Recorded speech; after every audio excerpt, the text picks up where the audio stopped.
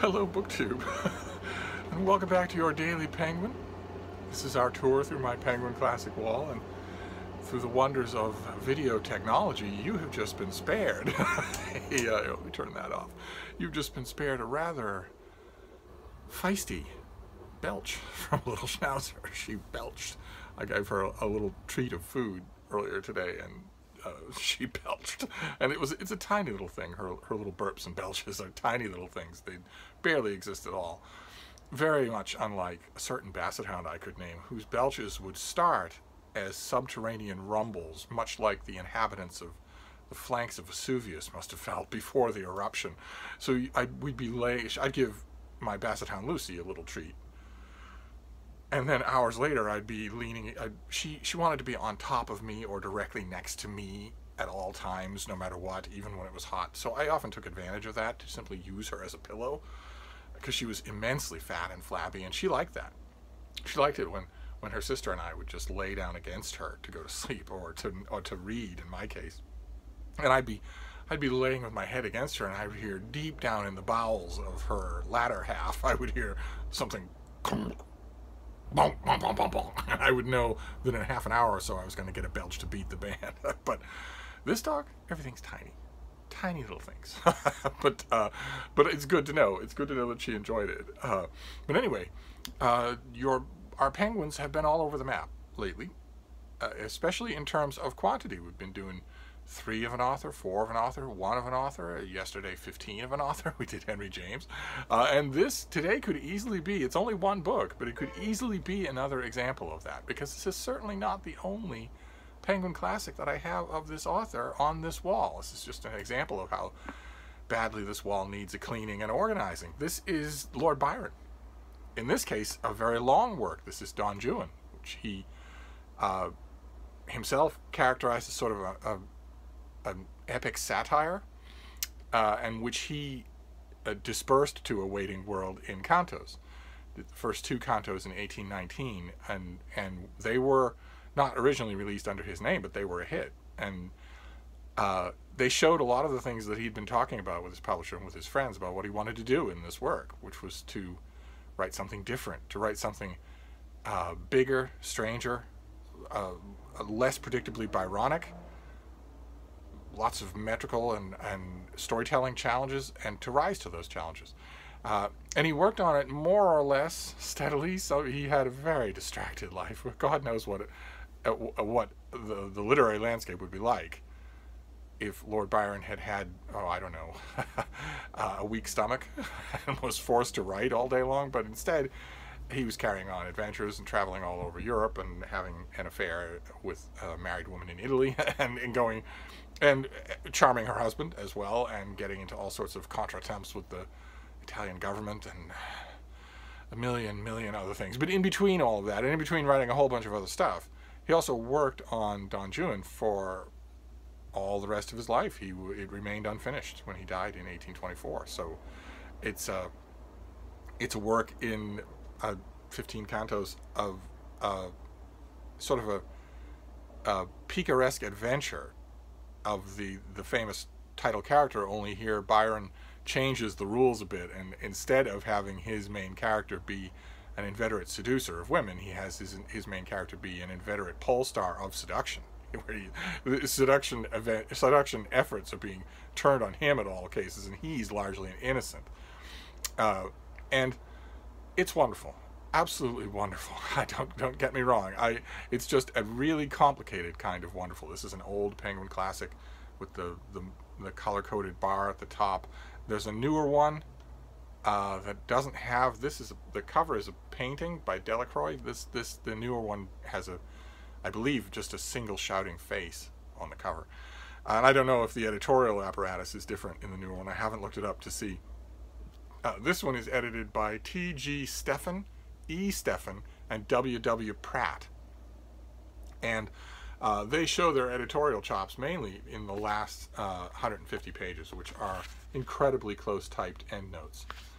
And you need that, because Don Juan is unbelievably steeped in not only all the literature that Lord Byron had read and was reading, he was an active reader until the end of his life, but also in up-to-the-minute current affairs, news, what we would call memes, all of which were chucked in here and then worked over and burnished to a bright shine of satire in a way that is going to make a large part of what the original readers of this book got out of it totally inaccessible to a modern reader reading this, even with 150 pages of endnotes. Now, those endnotes would be much more effective if they were footnotes. There are no footnotes in this Penguin Classic Edition or in most other editions. Somewhere around 50 years ago, somebody in publishing or somewhere in the critical world, I hope it wasn't in the critical world, somebody seemed to convince the publishing world that footnotes in popular editions of books were the kiss of death, and that you must not do them. That if you do them, the reading public will not buy the book on the strength of seeing footnotes. That if you should have your footnote material should be at the end, in the endnotes. That is dramatically untrue. First of all, I don't believe that a member of the general public who is disposed to pick up an epic poem by Lord Byron is going to be dissuaded from doing that by notes that appear at the bottom of every page. And apart from the simple falsity of the fact, it's also so much easier. It's so much easier to consult footnotes. And these three editors and their supporting team, even their 150 pages of close-packed endnotes, aren't exhaustive. They could be. I'm sure these three know enough to make the endnotes exhaustive. But this is, as we've said many times before, these Penguin editions are largely geared towards schools. Penguin either commissions them or acquires them with at least one eye carefully cocked at school sales. And what's the use of having a 1,500-page edition of Don Juan just so that you can get in every single allusion that Byron cracks into every one of these lines? In a way, it's a lot like a lot of other highly elusive works, like McFlecknoe, for instance, comes to mind, where you're gonna know, and the more you know, the more you're gonna realize how many jokes you're not in on, and that can be a little distracting. I think that's probably why this is not popularly embraced in the way that it was when it came out, when most of the bookish readers, the members of the Ton who had exiled Byron but eagerly lapped up his work, would have known what a lot of these references were to. They wouldn't have needed any kind of special training, not just because they were references to their own time. The editors here exhaust some space on a question that people always, editors of this particular poem, not that there are many, there aren't many editors of this particular poem. If Byron is dead as a poet in the popular mind frame, then this is deader than dead. I don't even know what you would call this. But editors of this book always waste time on trying to chase down what its actual textual origins were, what its provenance is, what were Byron's inspirations. They're always doing that. I say it's a waste of time largely because the name, the subject matter, the famous subject matter, leads them down the wrong path. Always leads them down the wrong path. What of the Don Juan mythos did Byron know? What did he like? What did he didn't like? Can we document what he had bought, what he'd read, and what he used to transform into his own story of Don Juan? When that's largely a wrong path. The obvious antecedent of this thing is Tom Jones. This is almost Tom Jones in verse, except it travels a lot further. It's a lot more picturesque. I strongly recommend it, but I don't like to waste my recommendations, as I've tried to make clear on this channel in many different ways. I am a professional critic. And even during the long stretch of time when I wasn't a professional critic, I was still basically a professional book recommender. Since the times that I worked in retail bookstores, I couldn't be relied upon to do any other kind of work. That was pretty much all I did, was talk about books with my customers. And so if there's a way in which you could say that I have been recommending books for my whole life, and I take it very seriously. There's nothing that you all email me all the time. I leave my email with every video. As a result, I'm engaged in many long conversations now, and there's no email that I ever get from anybody, or Voxer. I leave my Voxer as well. There's no email that I ever get from anybody that pleases me more than someone saying, "I took your recommendation and you were right. It really worked." All of my recommendations, or at least most of them, are very specific. I try to specify when you will like a work, where in your reading history you will like a work, what you have to have under your belt in order to like a work or don't, that sort of thing. I'm not, you know, a nice, smooth edge, safe for all family members recommender who will just say, well, if you like this, you'll like that. No, no, no. I want to know everything, and then I will make recommendations. But I like hearing. I stand by my recommendations. I like hearing when they strike true. And so I'm in an odd position here with your Daily Penguin because I love Lord Byron. I've mentioned him many times before. I love his poetry. There's not any of it that I don't think is fantastic. It bothers me that even now it bothers me that he could be so impulsive as to get caught up in Italian revolutionary politics, largely through the family of his Italian mistress, to the point where he would not only sink money that he didn't really have to spare, but also that it would cost him his life. It bothers me. Not that I begrudge him his political enthusiasms at all, but, and probably it's not a point that you could have made to his face. The world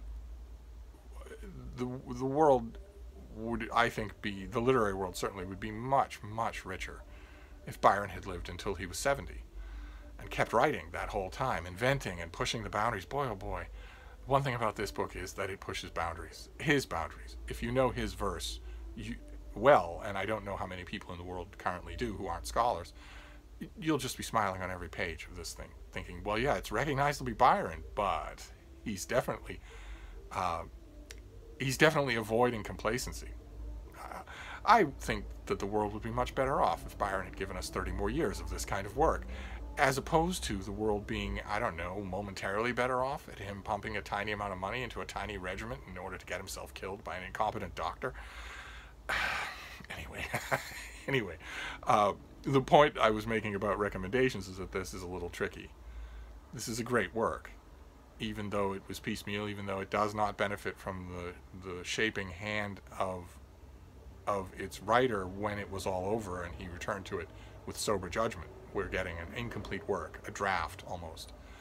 Although Byron worked very fast, and a lot of what he wrote was clean when it came off his pen. He worked it in his head. He worked it on balconies or on walks or whatever. But even so, this is still a great work. And it's a great work by someone who I consider a great author. I know that he's largely forgotten by the reading public today, but I consider him a great author. I consider this to be a great work.